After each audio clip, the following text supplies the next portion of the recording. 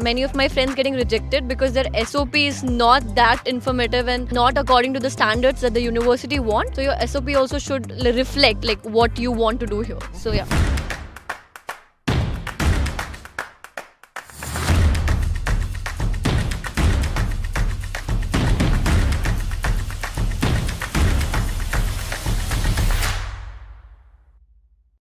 Alright guys, so finally I'm coming to India in 2024. I'm doing a quick meetup in about 6 cities of India, and in this video I will tell you how you can register, which city I'm coming to, what time are we gonna meet, where are we gonna meet, all of that. But before that, let me tell you what are we going to cover. We will cover blocked account topic, we will cover part-time job, we'll cover visa part, we'll cover everything what it takes for you to get your life started stress-free once you land here. I know a lot of students are coming in winter intake 2024.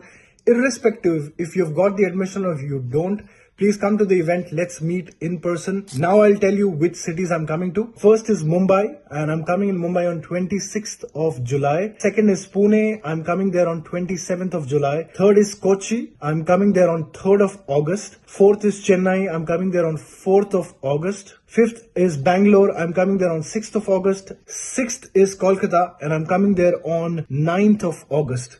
So let's meet in person. I'm doing this in collaboration with Expatrio. So simple way to register is to go in my story highlight. That's where you will see there is a registration form, as well as you can scan this QR code. So don't wait, register yourself. We have a very limited spot. Come and get all your queries solved in person. Alright guys, so welcome back once again. I am here at the moment in Magdeburg, sitting here with students. They both study in Halle, in Martin Luther. She studies in OVGU Magdeburg, he studies in OVGU Magdeburg. Anybody can answer this, but for somebody who's just starting to research, right? उसने सोचा कि यार Germany जाते हैं. What's the ABCD right now, right? My first question, and anybody can answer that, कि एक eligibility criteria क्या होता है public university में? आप सब public university में पढ़ रहे हो. I'm sure you have seen your days also back home. You started researching. Would you want to start? Hello, good evening. So basic public university के लिए criteria यही है that when you plan to go for studies in Germany, you should have good grades. That is for sure. So somewhere that is 2.4 and below is something that is considered by a public university. That is the basic thumb rule that I believe. Also, it is very important that if you are applying for any of the courses, the studies should somewhere correlate to the things that you have done in the bachelor's. Right. So if you're planning to do something in economics, so if you have done something in bachelor's related to economics, that would give you upper hand in getting the admission in a public university. Just adding to what he said, sometimes I've seen people with higher grades, which is more than 2.4 also, getting selected for public universities, because the whole grading system in Germany is lesser the score, greater you are, right? So just out of curiosity, how much was your bachelor score in German GPA? 1.9. Wow, okay.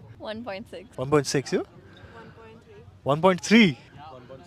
What is this, guys? Oh my god, man. You should be lucky you're sitting around this college. Oh man. Bro, listen. तेरे अगर इतने नहीं है, no problem. I have met people with 2.7 GPA. Okay. I'll tell you one इनसे thing. independent मत होना, ठीक है? But हाँ, बोलो. So there is a different system, right? In India, we think जितना ज़्यादा grade है, उतना अच्छा है. However, in Germany, it is opposite. The lesser you score, the lesser number you have is better. If you think that I had 1.9 and that is bad, that is not bad. They consider it 1 as the best, and upper limit is 5, I think. 5 is fail, 4 is 5 is just fail. pass. ठीक है? 4 is like the Just pass, yeah.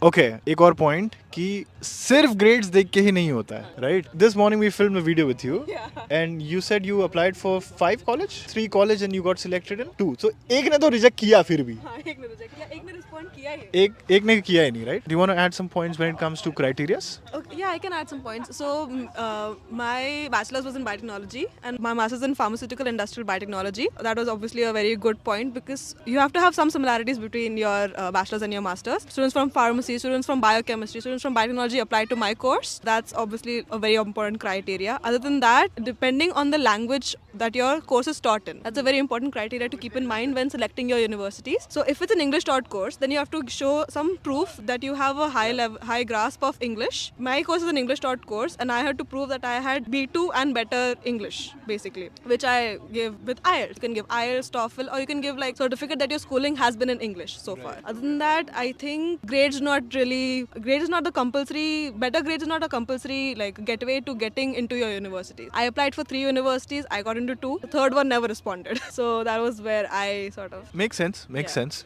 Do you want to add anything? So, like about the grades and language, I think so. Work experience is also important when universities see the selection criteria, and in some university they also state clearly if you don't have like a one semester less, like most of them ask for the 210 credits, but some of them like say it's if you have 180 credits, it's fine. You can prove your work experience, and like we can still give you admit if you have a good grades, of course. So I think so. Work experience also matter, and also one thing I will add to this, like most important thing, what I felt according to me is like ECTS. If your ECTS, whatever you have done in your bachelor's, if that is matching with the ECTS for the master's program you are applying and your grades are good, then I think so you will get it. I felt this in my research that I got a many rejection because like reason was that your ECTS does not match with the master's program. Your bachelor ECTS does not match with the master's program. This is the main point: grades and ECTS, and also work experience will be an add-on thing. And if some university asks for the German language certificate, like if you go for the business course, then sometimes they ask you should have at least A1, A2 or B1 level of German, because if you're doing business in Germany or Europe, then you will be facing customer, and for that you need a language At least with private universities, they don't ask, but maybe public they yeah, might. mostly it's depend about the criteria of different Exactly. university. Yeah. Right. Okay.